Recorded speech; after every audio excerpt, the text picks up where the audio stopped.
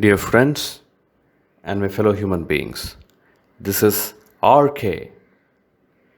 Today, as part of our GI tagged product series, we are going to talk about two interesting products.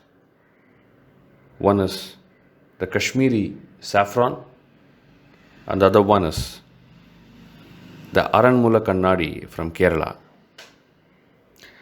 So let us first understand about the history and the significance of the Kashmiri saffron. Amidst a towering snow-capped mountains of Pampore in Kashmir lie fields covered in a blanket of purple crocus flowers. This is the flower that produces the precious spice known as saffron. Pampore, a small village located around 14 kilometers from Srinagar, is known as the saffron capital of India, with more than 20,000 families associated with saffron cultivation. The saffron produced in the region is of superior quality and can fetch as much as rupees 2,50,000 per kilogram in the market. The laborious task of cultivating the saffron is what makes the spice so valuable. The process begins with the villagers picking the delicate flowers and collecting them in wicker baskets. Each flower is then sorted according to its three parts: the petals, the yellow strands, and the red strands. Pure saffron is derived from the red strands. More than 1,50,000 flowers are sifted and scanned for a kilogram of the crimson spice. After this, the strands are dried over a charcoal fire. Across India, the spice has various names: Zafran in Urdu, Kesar in Hindi, Kong Posh in Kashmiri, and Kungumapu in Tamil. Alongside the multiple names it is known by, there are numerous accounts of how the spice came to India.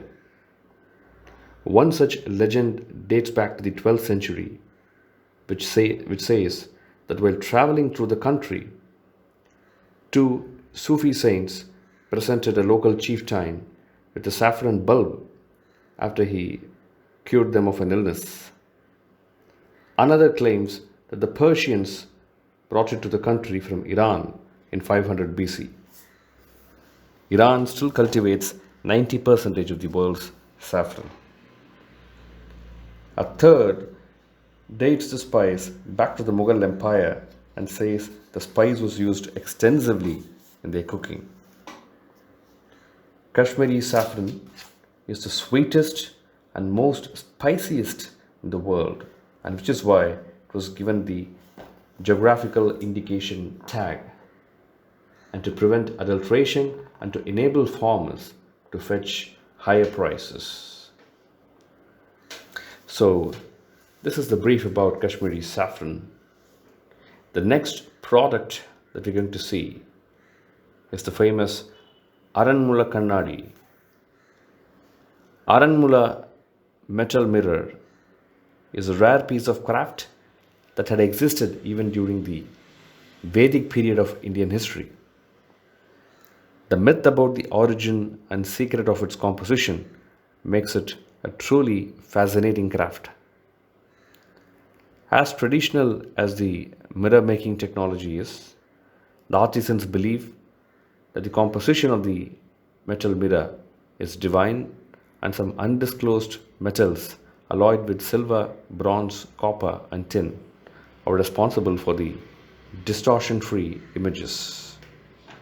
Approximately 5 generations ago, a few Indian artisans came to Aranmula in Kerala from Shankaran Koil near Tirunelveli in Tamil Nadu.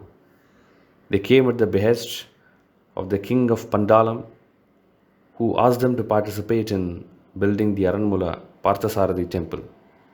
These artisans, aside from carrying out their assigned tasks, made ornaments like bangles and rings cooking vessels, and bells by casting copper based alloys.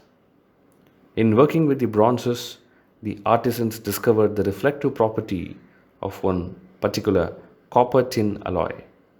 This characteristic of the polished metal has been exploited for making those bronze mirrors known as Aranmula Kannadi, meaning Aranmula mirror.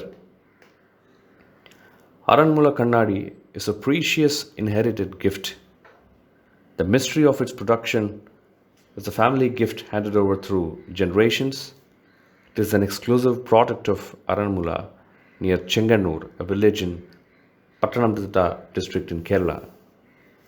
This artistic creation is to adorn the grandeur of the houses, and this handicraft is as beautiful and attractive as the glittering gold purified. In Puranas, it has been described as the mirror of goddess Parvati. It is a luxurious thing used to decorate and beautify the celebrations and ceremonies. It is famous for its secretive construction method and uniqueness in the make, which gets it patent protected with a geographical indication tag. Let us get a few more information about the Aranmula Kannadi. Mysterious in its creation and unequaled in its beauty, the Aranmula Kannadi is a unique object. Exclusive to Aranmula, this mirror is made of metal, not glass. Therein lies its uniqueness and its creation, a closely guarded secret known to only few families, has been handed down from father to son for generations. The metal mirror, a marvel in the annals of metallurgy, was an oak long before the appearance of today's silicon synthetic glass mirror, which was in use in far off Egypt and Baghdad. Under the temples at Khajuraho portrays a woman looking into a metal mirror while applying her bindi. Archaeological excavations at Harappa have yielded a mirror made of copper with a 5-inch diameter. The Rig Veda also mentions the presence of the metal mirror. The ancestors of this craft could have migrated to South India from the Sapta Sindhu and are descendants of the great masters of the Indus Valley civilization. Aranmula is a little village in Kerala. It is known for its ancient temple dedicated to Lord Krishna as Parthasarathi. Aranmula Kannadi is an extraordinary traditional handmade metal mirror and is believed to bring prosperity, luck, and wealth to life. Aranmula Kannadi is famous for its secretive construction method and uniqueness in the make, which gets patent protected with a GI tag, as we mentioned earlier. It is the only metal mirror available. Unlike ordinary glass mirror, images from Aranmula Kannadi is reflected from upper surface of reflecting material, whereas in the glass mirror, images are reflected from the bottom layer where the mercury is pasted. So real image is only captured in the Aranmula Kannadi. Aranmula Kannadi is one among the 8 auspicious items included the famous Ashtamangalya set, which usually is used for the auspicious functions like marriage. Aranmula Kannadi is impossible to be made as a duplicated item because of its lesser price and its make details only known to a few people in a few of the families. Mysteries in its creation and unequaled in its beauty. It's extremely, extremely unique. Aranmula Kannadi is not mass produced and it is handmade with all its perfections as how one looks at it. Well, commercially available glass mirrors reflect an image because of a silver coating at its rear. Aranmula metal mirror is the only mirror which reflects from the front plane, and this had its popularity until the advent of the commercially manufactured glass mirrors, which proved to be much cheaper. And the demand for the Aranmula Kannadi grew by bounds only a decade ago, especially in the foreign countries. The British Museum in London has a 45 centimeters tall Aranmula metal mirror in its collection. A huge amount of determination, perseverance, and patience goes into the making of this enchanting mirror. Mud from the local paddy fields is used for the mold, into which the molten alloy mix is poured to cast the mirror, and the technique followed in the Cire Perdue or the lost wax method of casting. Even with the utmost care, only 60% of the cast metal mirrors can be salvaged. The rest gets damaged in the process of manufacture. The metal mirror is then polished using well-ground burnt clay powder mixed with special oil on a jute cloth. To achieve a highly reflective surface, polishing can go on from 1 to several days. When a satisfactory finish is achieved, the mirror is mounted on various models of artistic brass frames. So friends, hope you enjoy today's video knowing about the Kashmiri Saffron and the Aranmula Kannadi.